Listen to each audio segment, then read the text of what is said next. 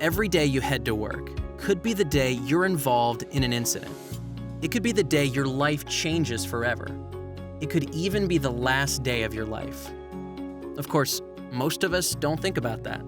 We all go to work, expecting to return home to our families, friends, and able to do the things we love. But unfortunately, many of us make poor decisions, which can cost us dearly for the rest of our lives. It doesn't have to be that way. Choosing to act in a safe manner, making the right decisions, and following safety procedures are what separates you from going home safely to your family, going to the hospital, or never going home again.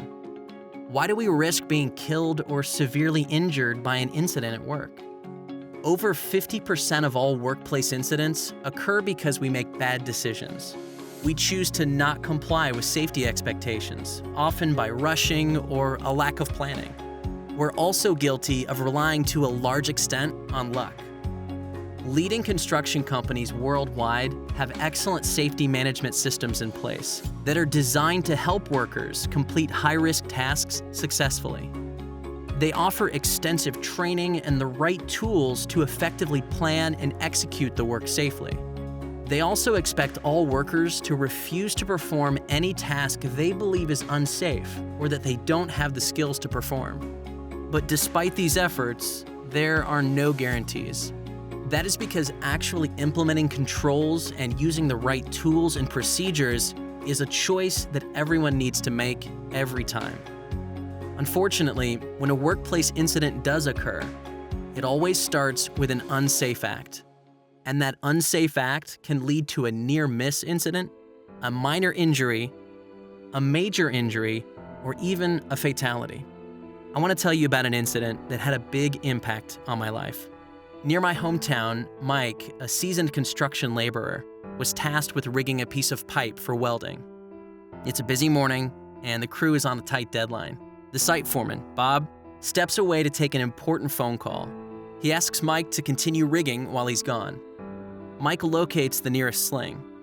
He can't read the tag on the sling, but he's eager to keep things moving, so he uses it to rig the pipe anyway. By not taking the time to carefully read the tag and note the load rating, Mike performed an unsafe act. In fact, he chose to ignore an important safety expectation that he'd only been reminded about in a safety meeting earlier that week. Your tag's on there, undamaged, legible. Fortunately for Mike, the foreman returned to the site and quickly recognized the sling was in poor condition with a damaged tag. The foreman shows Mike the dangers of using an incorrect sling, removes it from the pipe, and instructs him to find another correctly rated sling. Mike's unsafe act was just one of thousands of unsafe acts that occur across multiple work sites. Many times, these acts go unnoticed. When we are diligent, they get recognized and corrected, and fortunately, nothing else happens. Except, it didn't quite happen that way. Mike can't read the tag on the side of the sling, but uses it to rig the pipe anyway, simply to save some time. Bob returned to the site after his call and signaled the side boom operator to start the lift. The sling failed before the pipe even lifted off the ground. It was a close call, with no significant damage to the pipe or anyone on site. This near miss was just one example of many similar events that occur in our industry. Thankfully, most near miss incidents remain just that, near misses. If only that was true in this case. Mike attached the sling to the pipe without reading the tag or inspecting the sling. He didn't feel it was necessary for this quick task. Bob came back from his call and signaled the side boom operator to start. As the lift started, the sling broke, causing the pipe to fall towards Mike. He reacted quickly and jumped out of the way, but sprained his wrist when he fell to the ground. It was a minor injury, and Mike was able to return to work the next day. However, now he wouldn't be able to play in his local ball tournament this weekend. In addition, Mike was reprimanded by Bob and given a warning that his unsafe act would be held on record, and any further breaches of safety would not be tolerated. We're going to end up writing you up over it, and any further safety infractions will result in further disciplinary actions. With a young family to support, Mike couldn't afford to lose his job. His sprained wrist could be considered a minor injury that never becomes anything else. Apart from his injury, a warning, and not being able to play ball, the cost of this incident to Mike was quite small. At least, it would have been. if that was the whole story. Mike attached the sling to the pipe without reading the tag or inspecting the sling. He wanted to just get the job done.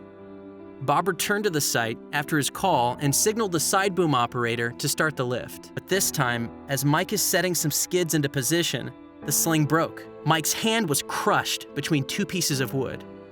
He survived the incident, but paid a terrible price. In the incident, Mike loses two of his fingers. The road to recovery was long and hard. Multiple surgeries and months of painful rehabilitation to regain limited use of his hand took an emotional and financial toll on Mike and his family. Disabled for life, Mike has to change his lifestyle to adapt to his disability. Far too often, major disabling injuries such as this one are occurring across our industry. What started as a simple, unsafe decision has now escalated into a devastating and life-altering injury. While tragic, what really happened is actually much worse. Mike attached the sling to the pipe without reading the tag or inspecting the sling. Mike had gotten complacent and simply assumes the sling is right for the task since it is there. Bob returned to the site after his call and signaled the side boom operator to start the lift. As the side boom began to lift, the sling snapped. Bob, who was supervising the lift, was struck by the pipe as it fell to the ground. He was killed instantly. Bob was unlucky enough to be in the wrong place at the wrong time. A few seconds later or earlier, and the pipe may have missed him. The truth is, the few seconds that killed him were the few seconds it could have taken Mike to check the sling and the tag and to make a different choice that day. Mike was never really the same person after the incident. Knowing his actions caused a coworker to lose his life created an unspeakable amount of suffering for him and his family. That one unsafe act set in motion a series of events that can happen every time someone chooses to perform a task unsafely. It could be a near miss, a minor injury, a serious injury, or in Bob's case, a fatality. Bob had been on the job for 19 years. Today, he wouldn't be going home to his family. This weekend, he wouldn't be going home to take his son on their much-anticipated annual fishing trip. Bob wasn't the only one looking forward to his fishing trip. I was too. You see, Bob was my dad.